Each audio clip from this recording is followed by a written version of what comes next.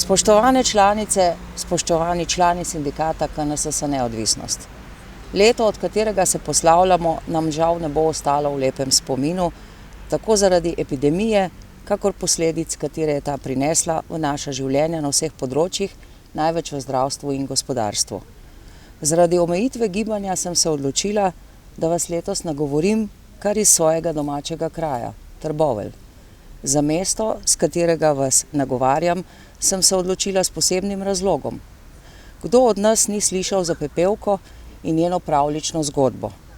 Verjetno jo poznamo vsi in vsi tudi vemo, kako je dobra vila pomagala do čudovite obleke in kočije, s katero je pravočasno prišla na grajski ples in očarala svojega princa, zaradi česar zgodba dobi srečen konec.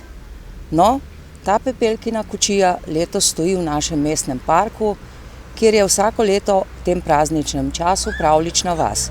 In jaz se vam v tem trenutku oglašam z nje željo, da bi imela čarobno moč dobre vile in odčarala epidemijo. Zraven bi dodala še kanček drugih dobrot, odločitev o precej višji minimalni plači, kot je lahko s 1. januarjem pričakujete.